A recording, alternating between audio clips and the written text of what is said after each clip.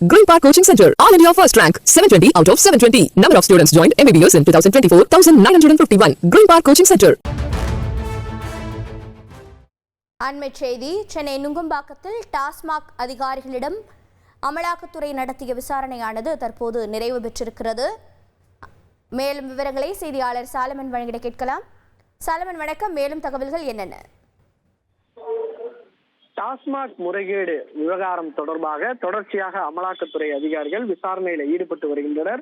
இன்று டாஸ்மாகோட துணை பொது மேலாளர் ஜோதி சங்கர் மற்றும் டாஸ்மாகோட பொது மேலாளர் சங்கீதா ஆகியோர் நுங்கம்பாக்கத்துல இருக்கக்கூடிய அமலாக்கத்துறை அலுவலகத்துல சம்மனின் அடிப்படையில ஆஜராகினர்.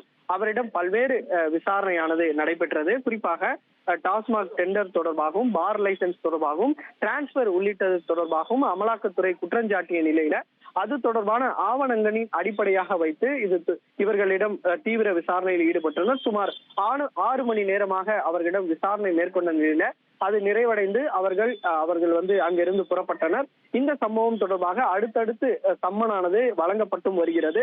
அதன் அடிப்படையில திரைப்பட தயாரிப்பாளரான ஆகாஷ் பாஸ்கரன் மற்றும் தொழிலதிபரான துரைராஜ் செல்வராஜ் ஆகியோருக்கும் அமலாக்கத்துறை அதிகாரிகள் இந்த வழக்கு தொடர்பாக சம்மனை அனுப்பியுள்ளனர். ஆகாஷ் பாஸ்கரன் இன்று விசாரணைக்கு ஆஜராகவில்லை என கூறப்படுகிறது. மீண்டும் அவருக்கு சம்மன் அனுப்ப திட்டமிட்டிருப்பதாகவும் அமலாக்கத்துறை வட்டாரங்கள் தெரிவிக்கின்றன. துரைராஜ் செல்வராஜ் அவர்கள் ஓரிரு நாட்கள்ல ஆஜராவார் என எதிர்பார்க்கப்படுகிறது. உங்களுடைய தகவல்களுக்கு நன்றி சாலமன்.